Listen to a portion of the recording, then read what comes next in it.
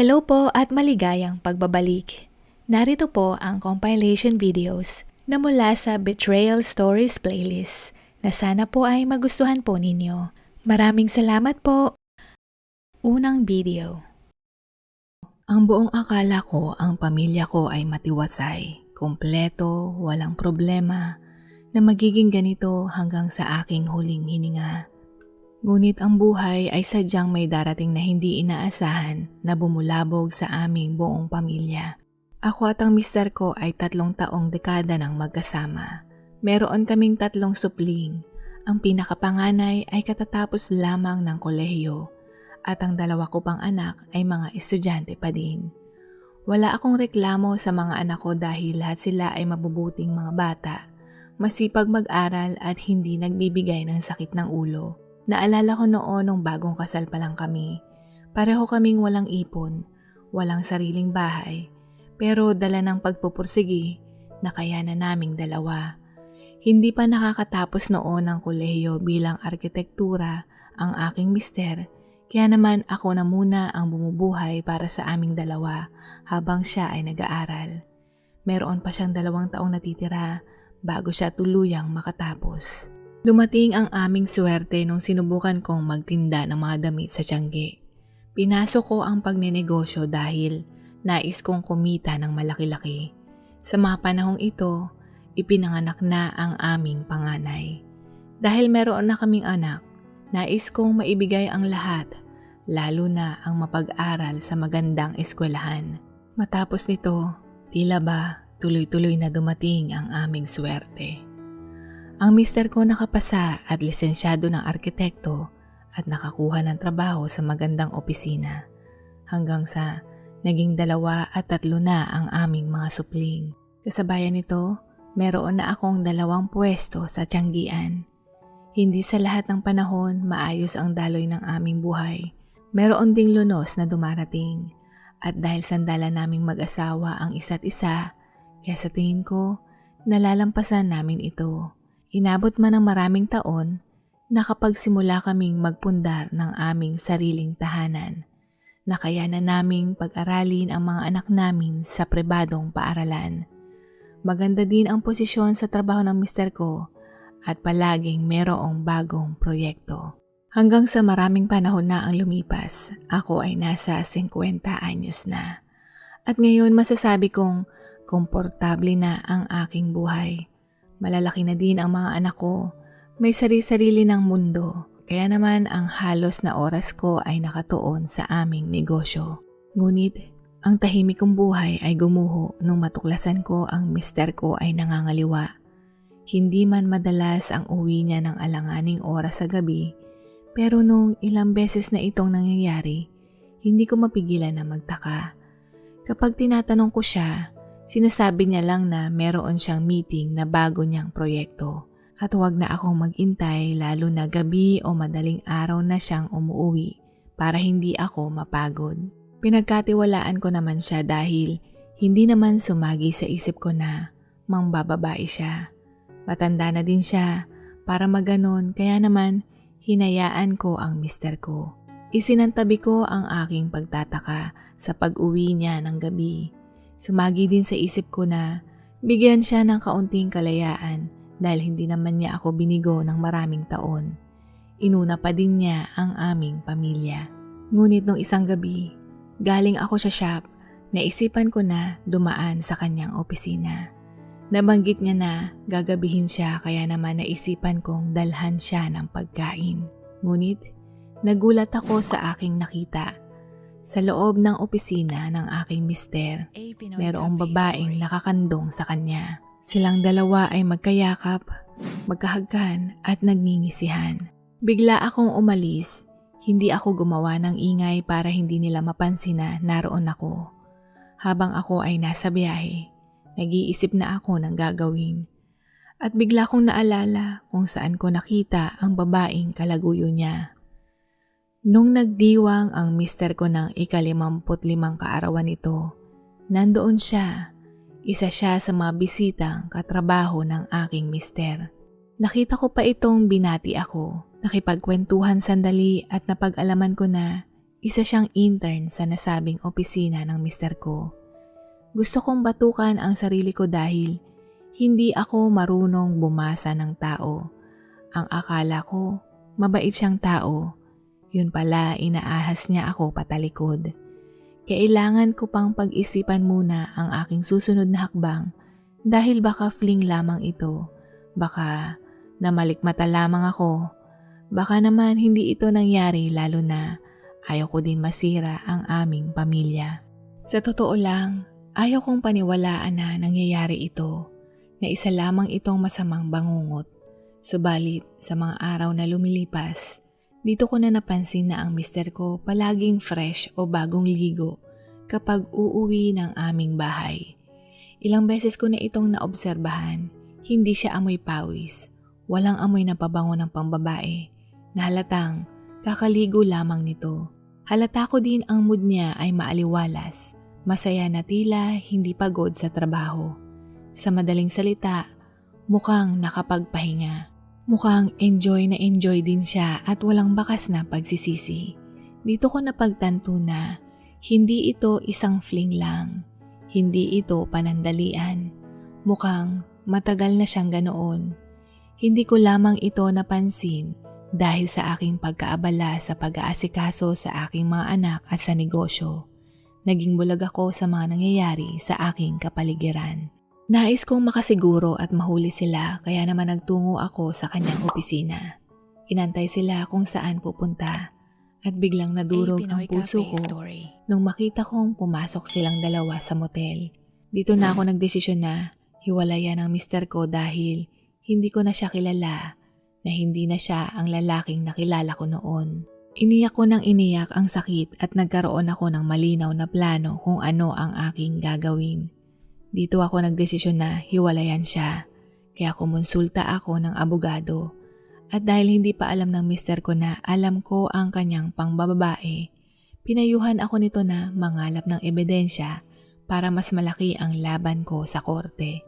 Subalit, madaling sabihin, ngunit hindi ito madaling gawin. Nangingibabaw pa din ang panghihinayang ko sa aming pagsasama, sa aming relasyon, sa aking pagmamahal. Kaya naisip ko na kausapin at kumprontahin siya.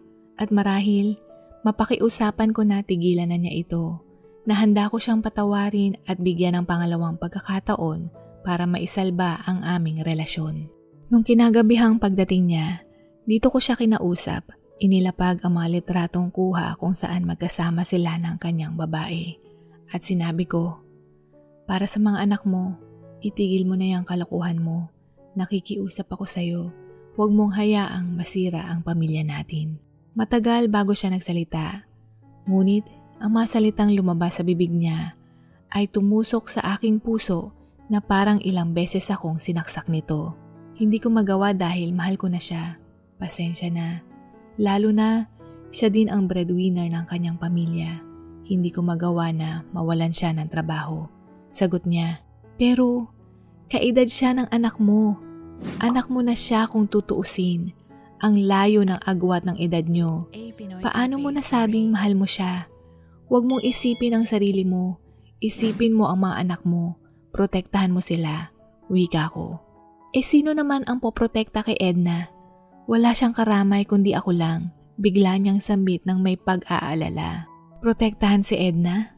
Mas gusto pa niyang protektahan ang kanyang babaeng iyon? Mas mahalaga pa sa kanya ang babae niya kaysa sa mga anak niya? Anong klaseng tatay siya? Anong klaseng tao siya?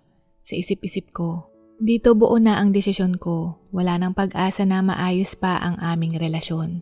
Tuluyan niyang tinalikuran ang pamilyang nakasama niya sa mahabang panahon. Na binaliwala lamang niya ito, kaya naman wala nang dahilan para ipagpatuloy ko ang pakikisama sa walang kwentang lalaking iyon. Hindi ko maatim na isiksik ang sarili ko sa taong ayaw sa akin. Masakit, makirot pero kailangan kong harapin at tanggapin na ang mister ko ay hindi na kami ang prioridad, na nakahanap na siya ng iba at ang masakla pa nito, ang babaeng kalaguyo niya ay 30 taon ang agwat ng kanilang edad. Kung tutuusin, para na siyang tatay nito. Kinabukasan nag-file ako ng legal separation. Sinabihan ko din siya na umalis sa bahay at huwag na huwag kaming gambalain pa. At habang sinasabi ko na umalis siya, sa dulo ng utak ko, iniimahe ko na luluhod siya at hihingi ng tawad. Ngunit tumango lamang ito at sinunod ang sinabi ko ng walang argumento.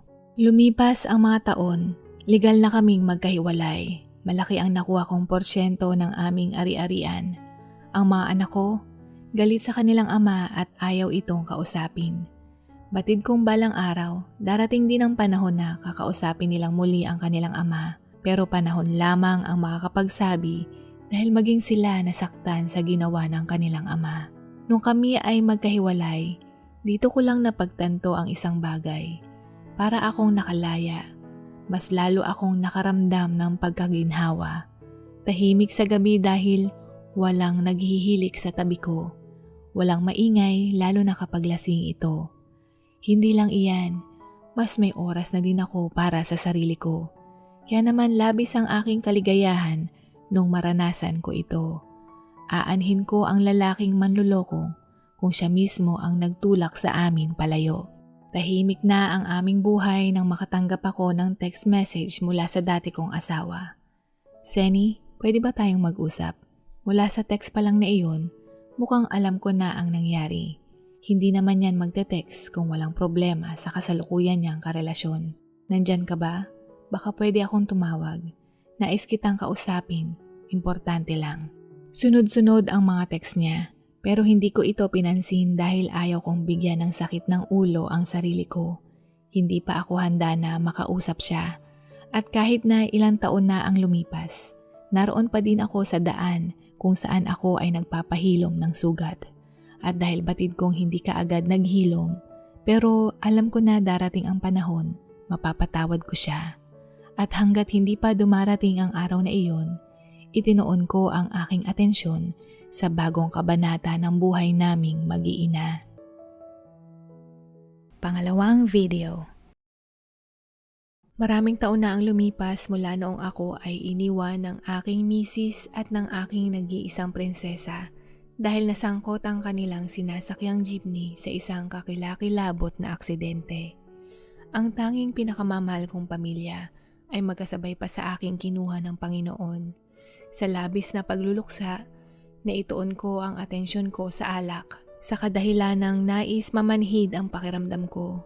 Dahil araw-araw, daig pa ng pakong pinupukpok ng paulit-ulit ang puso kong nadudurog at nagluluksa. Hanggang isang araw, nung napanaginipan ko ang aking misis at sinabi niyang magpatuloy ako sa buhay, dito ko inayos ang aking buhay. Batid kong hindi ko pa oras at habang nag-iintay ako ng aking kamatayan, kailangan kong magpatuloy. At itinoon ang aking sarili sa iba't ibang trabaho. Ginawa kong abala ang sarili ko na tila uuwi na lamang ako sa bahay kapag kailangan ko lang matulog. Bukod sa pag-e-extra sa construction, ako ay kargador din sa pier na nagbabagsak ng mga bagong huli ng isda sa Maynila. Sa sobrang hirap at mano-manong trabaho, ang pananakit ng buong katawan ko ang tanging aking nadarama. Mula sa aking binti, braso, likod at batok, lahat kumikirot pero wala pa ring dadaig ang kirot sa aking puso. Hanggang sa hindi ko na namalayan, mahigit ng 10 taon na ang nakalipas. At isang araw ay nahagip ng aking mga mata ang isang babaeng selbedora sa isang karinderyang kinakainan ko malapit sa construction site kung saan ako nagtatrabaho. Napatingin at napatitig ako ng ilang beses sa kadahilan ng kamukha niya o may pagkakahawig sa yumao kong misis. Magmula nung araw na mapansin ko ang babae, dito na ako madalas kumain hanggat maaari. Nung mga sandaling iyon, para bang may kaunting tuwa akong naramdaman sa puso ko na matagal ko ng panahong ibinaon, na ang masilayan ang ginang ay sapat na para humupa ang matindi kong pagluluksa.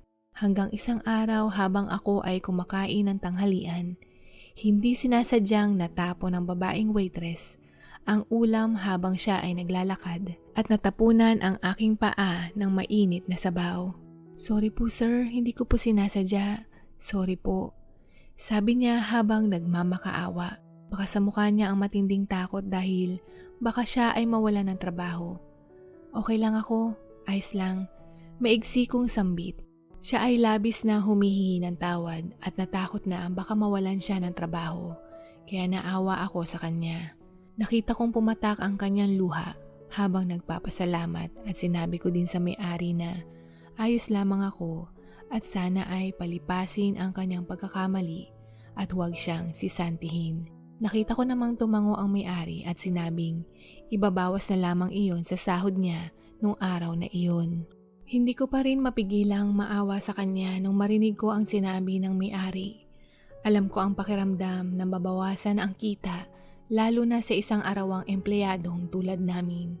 Sa ilang araw na nasa isip ko siya, dito ko naisipan na bakit hindi ko tanongin ang kanyang numero at subukan na makipagkaibigan. Nakita ko siyang bago pumasok at nakangiti niya akong binati.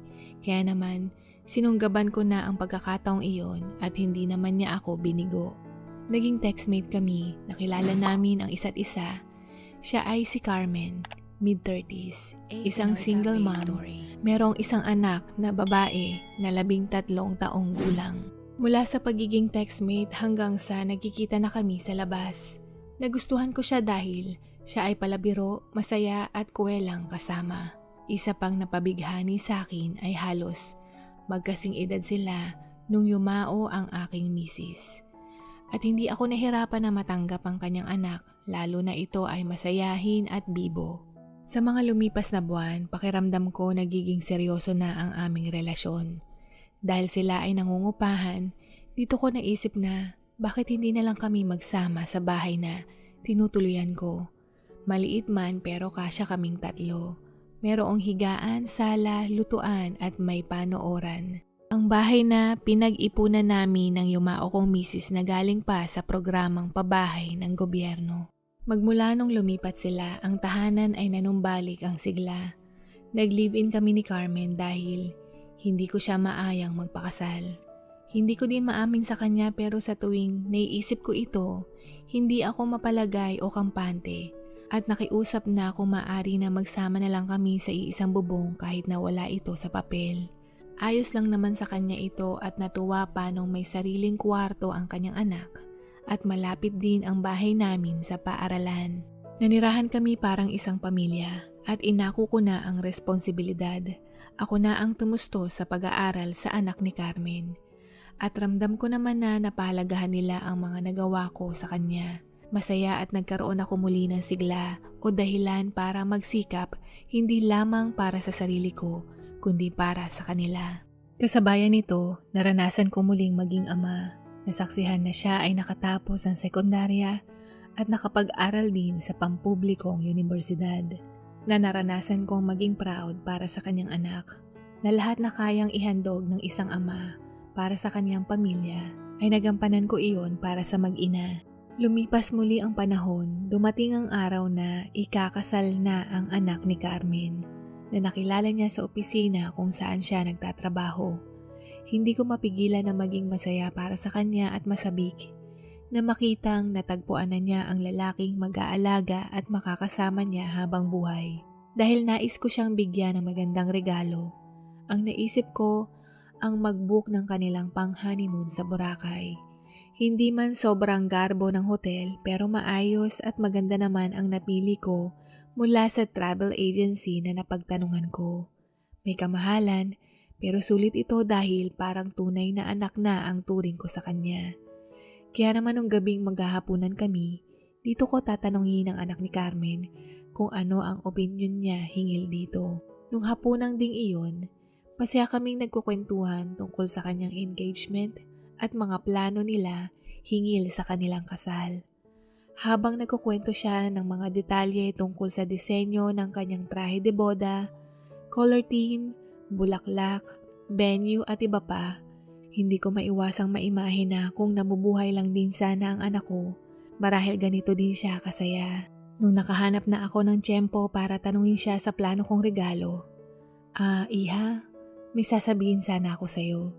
Maigli kong sambit. Tito Eman, pwede po bang makahingi ng pabor? Bigla niyang sabi na tila hindi narinig ang sinabi ko. Okay, sagot ko. Pasensya na po, Pero itatanong ko lang po kung maaari po ba na maghatid sa akin sa altar ay ang aking biological father. Tutal po siya naman ang tunay kong ama, wika niya. Nung marinig ko iyon, para akong sinampal ng 2x2. Ang sakit dahil akala ko ama ang kanyang turing sa akin. Ako ang nag-alaga sa kanya, nagpaaral sa kanya. Umako ng responsibilidad na dapat sana ay papel ng sinasabi niyang biological father. Hindi ko mailarawan ang emosyon ko, marahil dismayado, marahil nainggit, kaya hindi ako nakasagot. Nagsalita pa ito na kamakailan merong ugnayan ang anak ni Carmen sa kanyang ama at maraming taon na itong nangyari, pero mas pinili nilang ilihim ito sa akin. Pasensya ka na, pero baka pwede mong pagbigyan ng isang hiling niya at ipinapangako ko magiging tapat at mabuti mo akong kabiyak at pagsisilbihan kita habang buhay, sabi ni Carmen sa akin. At hindi pa iyan nagtatapos. Pinakiusapan din nila ako kung maaari, huwag din daw akong dumalo sa kasal, lalo na ayaw nilang maging tampulan ng tsismisan. Dismayado na nga ako nung mas pinili niyang mas gusto niya ang tunay niyang ama, na alam ko naman na malapot ang dugo kaysa sa tubig, na naintindihan ko ang desisyon niya.